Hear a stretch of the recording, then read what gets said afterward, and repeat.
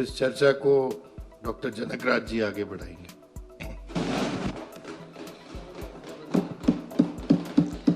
धन्यवाद सभापति महोदय कि आपने मुझे 16 फरवरी को माननीय राज्यपाल महोदय के द्वारा दिए गए अभिभाषण के इस प्रस्ताव में चर्चा में भाग लेने का मौका दिया। सभापति महोदय, राज्यपाल जी का अभिभाषण सरकार का नीति पत्र होता है, जिसमें सरकार अपनी उपलब्धियों, अपनी नीतियों और जवाबदेही का प्रमाण देती है। जब ये अभिभाषण हुआ, मैंने इसको पढ़ा, तो इसको पढ़ने के बाद कुछ बातें मेरे ध्यान में आई। सरकार खुद को नीड बेस्ड, चरणबद्ध तरीके से काम करने का दावा करती है। मैं आपके समक्ष कुछ बात रखना चाहूंगा इसी चर्चा में। कैग की report number 1 of 2025, state finances audit report 2023-24, जो कहती है कि हिमाचल की वित्तीय स्थिति को हैवली स्ट्रेस्ड बताते हुए गंभीर सिफारिशें की गई हैं। सिफारिशों के सिर्फ बिंदुओं पे मैं बात करूंगा, डिटेल में नहीं जाऊंगा। पहला, अपनी आय को तेजी से बढ़ाएं। दूसरा, निवेश पर अपर्याप्त रिटर्न का आंकलन और सुधार। तीसरा, अधूरे प्रोजेक्ट समयबद्ध तरीके से पूरा करें। जैसे कल माननीय सदस्य प्रकाश राणा जी कह रहे थे कि 300 करोड़ का प्रोजेक्ट शायद 3100 करोड़ में हो गया। एक ऐसा ही मामला मेरे जिले में है, फिन्ना सिंह नहर का प्रोजेक्ट, उसमें इतना पैसा लग गया है। फिर चौथा है मिस एप्रोप्रिएशन, नुकसान चोरी पर त्वरित कार्रवाई। पांचवा है बजट लेखा और सुधार। और छठा है अनधिकृत और बिना प्रावधान के व्यय को रोका जाए। उसके बाद इन सिफारिशों में कहा कि अगर इन सिफारिशों को तत्काल प्रभाव से लागू नहीं किया जाएगा तो आने वाले समय में हिमाचल प्रदेश में स्वास्थ्य, शिक्षा और विकास प्रभावित होगा, जो आज हो रहा है। यह कैग की रिपोर्ट है, यह भारतीय जनता पार्टी नहीं कह रही है। उसके बाद प्रत्येक बजट में यह कहा गया कि हिमाचल को 2027 में आत्मनिर्भर बना देंगे और 2032 में सबसे अमीर राज्य बना देंगे। और यहां रोना क्या हो रहा है कि केंद्र ने आरडीजी बंद कर दी। भाई, क्या आपका यह एजेंडा हिमाचल को आत्मनिर्भर बनाने का जो था या सबसे अमीर राज्य बनाने का था, कि यह केंद्र की जेब पे आधारित था? दूसरी बात, यहां इसी बात को लेकर एक चर्चा रखी गई 3 दिन की, बजट का एक पहला सत्र। उस बजट चर्चा सत्र में ठीक है, आपने ये बात कही कि हम केंद्र को प्रस्ताव भेजेंगे। हमने भी वहां पर चर्चा में भाग लिया, केंद्र को प्रस्ताव भेजा। आपने इस बिंदु पर तो चर्चा की ही नहीं। अगर आपके प्रस्ताव को केंद्र सरकार नहीं मानेगी तो क्या करेंगे? उस बारे में तो बात हुई ही नहीं। हम साथ हिमाचल के साथ हैं, कांग्रेस के साथ नहीं है। अध्यक्ष, सभापति महोदय, विकास सबका होना चाहिए, यह सरकार की जिम्मेवारी है और नैतिक जिम्मेवारी है, चाहे वो केंद्र सरकार है चाहे किसी भी राज्य की सरकार है। परंतु यहां केवल चुनिंदा लोगों का और चुनिंदा क्षेत्रों का विकास किया जा रहा है, जो संविधान की मूल भावना के खिलाफ है। मैं एक उदाहरण के साथ बताता हूं। कुछ स्कूल बंद कर दिए गए। मिड डे मील वर्कर जो आपके विचारधारा से संबंधित थे, उनको आपने कहीं ना कहीं अंगेज कर दिया। मेरे चुनाव क्षेत्र में उनको ऐसे छोड़ दिया, बेचारियों को, महिलाओं को। अब वो मेरे पास आके बोलती हैं, जनाब आप फोन कर दो, क्योंकि उन्होंने बोला कि विधायक से फोन कराएंगे तो हम रख लेंगे, ऐसे हम नहीं रखेंगे। वो ये क्या चला हुआ है? ये क्या तरीका है? मैं अपने चुनाव क्षेत्र की बात कहूं, अधिकारियों के पद खाली हैं। मैं बार बार इस विषय को उठाता रहा हूं। प्रायोरिटी मीटिंग में टीएसी की मीटिंग में, इस विधानसभा में सड़कें टूटी हैं, सड़कों में गड्ढे हैं और सामने बोर्ड लगा है व्यवस्था परिवर्तन खुशहाल हिमाचल।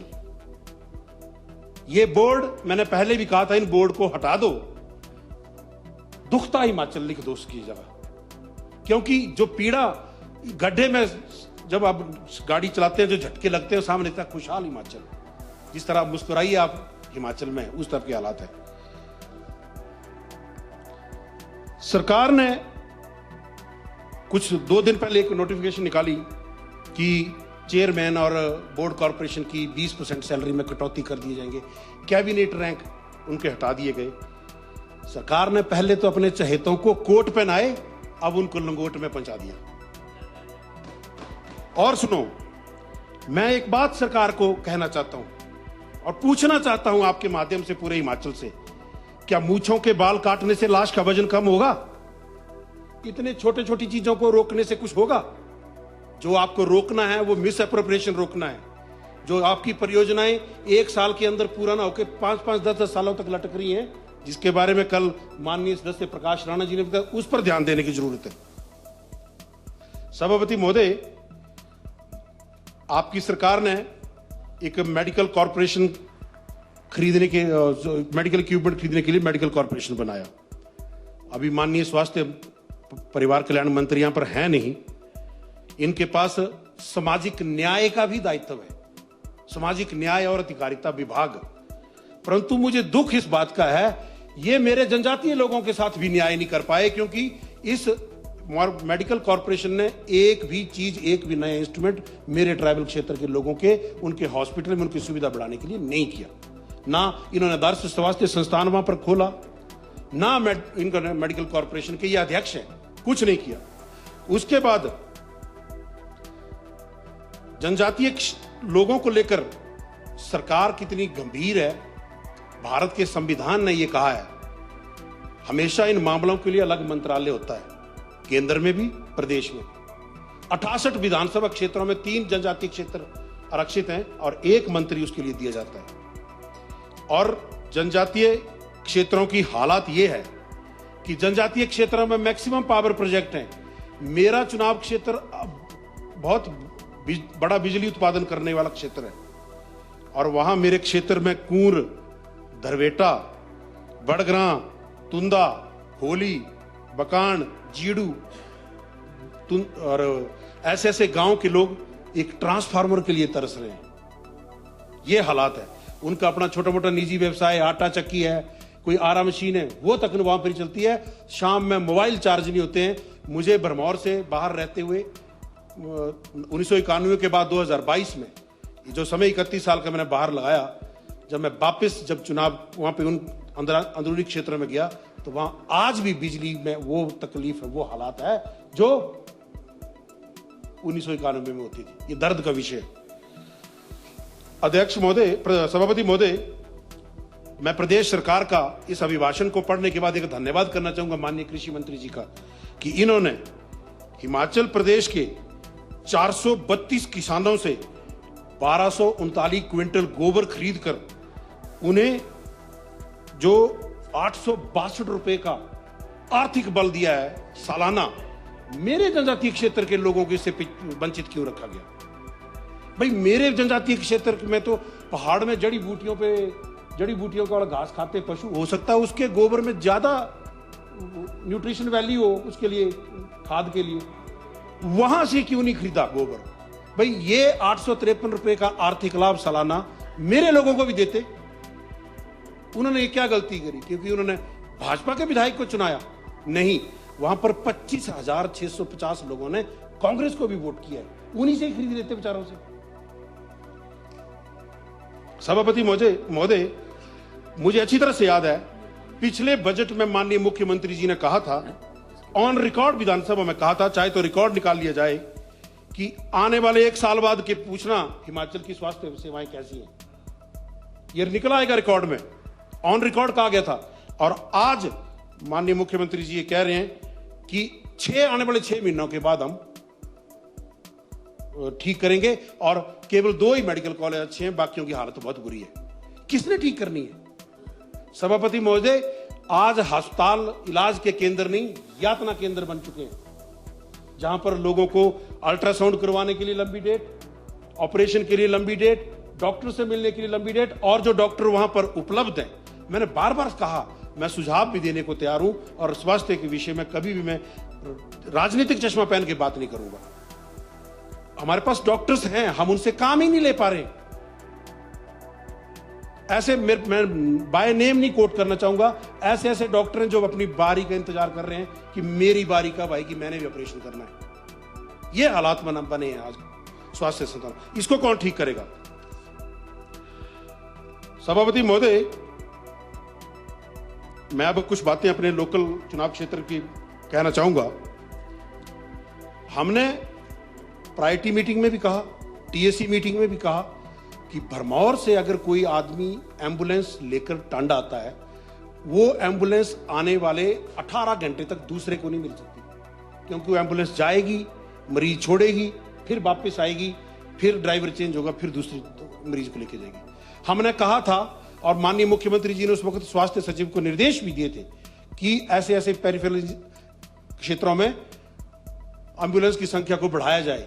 अगर सरकार के पास संसाधन नहीं है, वहां इतने सारे पावर प्रोजेक्ट्स हैं, आप उनसे बढ़वाइए, उनको बोलिए वहां पे। और एम्बुलेंस के फ्लीट ऐसे केवल भरमौर और पांगी की बात नहीं है, जो भी दूर दराज का क्षेत्र है, जहां से रेफरल सेंटर मेडिकल कॉलेज के लिए 6 से 8 घंटे लगते हैं, वहां पर एम्बुलेंस की संख्या कम से कम 4 या 5 होनी चाहिए, ताकि एक मरीज को जब मिलती है उसके बाद, इसमें हमारा कुछ नहीं है, हम तो संघर्ष करते हैं, किरकिरी सरकार की होती है कि एम्बुलेंस नहीं दे रहे हमें। सभापति महोदय, मैंने जैसे पहले भी कहा, कूर, जगत, छतराड़ी, यहां स्वास्थ्य केंद्र खाली है। बिजली की समस्या है। आउटसोर्स कर्मचारी जो हमारे चंबा मेडिकल कॉलेज में लगे हैं, 3-3 महीने से उनको तनख्वाह नहीं मिल रही है। मेरे पांगी घाटी में 60 नर्सरी वर्कर पिछले 2 सालों से अपनी दिहाड़ी मिलने का इंतजार कर रहे हैं। ये कितनी शर्म की बात है। जिस व्यक्ति को सबसे ज्यादा पैसे की जरूरत है, जो बेचारा सबसे निचले स्तर पे है, जो हमारी पार्टी की विचारधारा है, अंत्योदय, अंत में बैठे व्यक्ति का उत्थान करने के लिए हम वचनबद्ध हैं, प्रतिबद्ध हैं, जो शायद आपकी पार्टी की विचारधारा नहीं है। इसीलिए इन गरीब लोगों को 2-2 सालों तक अपनी की हुई मेहनत का पैसा आप देने में असमर्थ हैं। चूड़ी अस्पताल में एक डॉक्टर है। अभी भरमौर, छतराड़ी, गरोड़ा, महला सीवरेज का कार्य पूर्व में जयराम जी की सरकार जहां तक करके आई थी, बस उसके बाद 1 फुट नहीं बढ़ा। मैं बार बार अधिकारियों से बात करता हूं कि भाई क्यों नहीं आगे बढ़ा रहे? बोले जी ठेकेदार काम नहीं कर रहा। मैंने ठेकेदार से बात की, भाई काम क्यों नहीं शुरू कर रहे? जनाब पैसे नहीं है। तो मैं ये जवाब चाहूंगा सरकार से कि सरकार या तो इन टेंडर्स को रद्द करे, नए दूसरे ठेकेदार को दे, या कैसे भी करके बजट का प्रावधान करके इन कामों को शुरू करे, क्योंकि ये जनहित की बात है और पूर्व में सैंक्शनड और जो कर दी गई स्कीम है उनके काम है। ब्लॉक भरमौर में, मेडिकल ब्लॉक भरमौर में हेल्थ वर्कर्स के जो काम करने के सेंटर्स होते हैं, 19 सब सेंटर में से 14 सब सेंटर खाली हैं। पांगी में 16 में से 10 सब सेंटर खाली हैं। पांगी में डॉक्टर्स के 10 पद खाली हैं। धरवास पूर्थी में पीएससी खाली है। चूड़ी में 30 से 13 पद खाली हैं। हालात ये हैं, नियमित टीकाकरण जो हम सब लोगों को 70, 80, 90 के दशक में लगता था, आज वो भी लोगों को नहीं लग पा रहा। महिलाएं, प्रसूता महिलाएं अपने बच्चों को पीठ पे उठाकर बारिश में पथरीले रास्तों पर किलोमीटरों जाके पैदल चल के हॉस्पिटल में जाके वो लगाती हैं, टीके लगवाती हैं। ये परिस्थितियां आज हिमाचल प्रदेश की हैं, और फिर कहते हैं कि हमने रोबोटिक सर्जरी शुरू कर दी। सभापति महोदय, बस 2 मिनट और। सभापति महोदय, 2 मिनट और। हमने अगर कुछ गलतियां की तो हम इधर आए हैं ना। डॉक्टर साहब, आपकी जिम्मेदारी बात करें अब जल्दी। सभापति महोदय, पीडब्ल्यूडी विभाग पर मैं विशेष तौर पर बात करना चाहूंगा। लोक निर्माण मंत्री यहां है नहीं, शायद मेरी आवाज उन तक पहुंच रही होगी। पीडब्ल्यूडी विभाग के एक्सीएन के पद खाली है। एक ही आदमी को बार बार एक्सीएन बिठाया जा रहा है। और मैं बोलता हूं किसी भी शासन प्रशासन की सबसे बढ़िया जो क्रेडिबिलिटी है वो इससे पता लगती है कि उनके द्वारा किए गए आदेशों का अक्षरशः पालन हो। यह सरकार की कमजोरी नहीं तो और क्या है कि पिछले 3 सालों में आपने 6 बार एक्सिन की ट्रांसफर की, 6 बार नए एक्सिन लगाए, एक ने भी ज्वाइन नहीं किया। क्या कारण है ये? फिर आप बोलते हैं कि हम जनजातीय क्षेत्रों के साथ समान रूप से काम कर रहे हैं। पांगी में यही हालत है, भरमौर में बीडीओ नहीं है, महला में बीडीओ नहीं है, पांगी में एक्सीएन नहीं है, पांगी में एसडीएम को आरसी का चार्ज देके रखा है, भरमौर में एडीएम को एसडीएम का चार्ज देके रखा है। जहां सबसे ज्यादा जरूरत है, नीड बेस्ड का जो आपका नारा है, जहां सबसे ज्यादा जरूरत है आप वहां सबसे कम ध्यान दे रहे हैं, क्योंकि वहां पे भारतीय जनता पार्टी का विधायक है। पीडब्ल्यूडी विभाग भरमौर की बात करता हूं, सुपरविजन के लिए करोड़ों रुपए के काम जो केंद्र सरकार की योजना पीएमजीएसवाई के या नाबार्ड के जो उससे चल रहे हैं, उनकी सुपरविजन के लिए जेई नहीं है, एसडीओ नहीं है। बेलदार को टेंडर की कुर्सी पे बिठाया गया है और जो सुपरिटेंडेंट है उसको बोला तू सिर्फ डाक देखेगा। यह है व्यवस्था परिवर्तन, यह है व्यवस्था परिवर्तन। और मैं प्रत्यक्ष तौर पे आरोप लगा रहा हूं लोक निर्माण विभाग पे, वहां पर अधिकारी नहीं बिठाए हुए हैं, वहां पर कलेक्शन एजेंट बिठाए हैं। चाहे तो मैं सबूत के साथ, वीडियो के साथ में, अगर मुझे परमिशन दे तो मैं यहां पे जारी कर सकता हूं कैसे ठेकेदार उसको पैसे पकड़ा रहे हैं और कैसे वो टेंडर बांट रहा है। ये कौन सा तरीका आप लोग? 50 बार मैंने माननीय लोक निर्माण मंत्री से रिक्वेस्ट किया है, माननीय जनजातीय मंत्री से रिक्वेस्ट किया है। सभापति महोदय बस 2 minute please wind up now. बस दरवाला दरवाला में पार्किंग का निर्माण एक डंगा लगा के 2 सालों से लटका हुआ है। सुनारा, कुंडी सड़क, गुराड़ रोड, दुलाड़ा रोड बंद है। सियूर के स्कूल का माननीय मुख्यमंत्री जी उद्घाटन करके चले गए, रास्ता ही नहीं है उस स्कूल के लिए जाने के लिए। घट, कंडी, मिंद्रा सड़क, तिउल्ला, रामबो, गरोड़ा, ग्वाड़, बातें बहुत सारी हैं सभापति महोदय, क्योंकि मुझे बजट में भी अपनी विधानसभा क्षेत्र की कुछ बात कहनी है। यहां एक बात कही गई कि हमने एससीडीपी प्लान में 1228 करोड़ रुपया खर्च किए।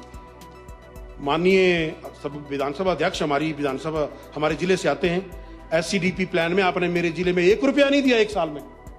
ये कहां खर्च कर दिया आपने 1200 करोड़ 28 करोड़ रुपया। बस मुझे लास्ट में कुछ बात कहनी है। जैसा दिखाने की करते हो कोशिशें, जैसा दिखाने की करते हो कोशिशें, मैं बखूबी जानता हूं ऐसे नहीं हो तुम। और यह अभिभाषण नहीं है, यह केंद्र सरकार की आलोचना का एक माध्यम मात्र है, और जिसमें सरकार अपना मुंह मियां मिट्ठू बनने का प्रयास कर रही है। रूठी हुई बिल्ली की चर्चा हर बार हो रही है, परंतु उस बिल्ली के द्वारा गिराए गए दूध और फैलाए गए की राजनीति की चर्चा कोई नहीं कर रहा, और उस पर सब खामोश है। यही हाल आज हिमाचल की सरकार का है, और यहां पर जहां पर सुधारों पर नहीं, राजनीतिक शोर पर तवज्जो दी जा रही है,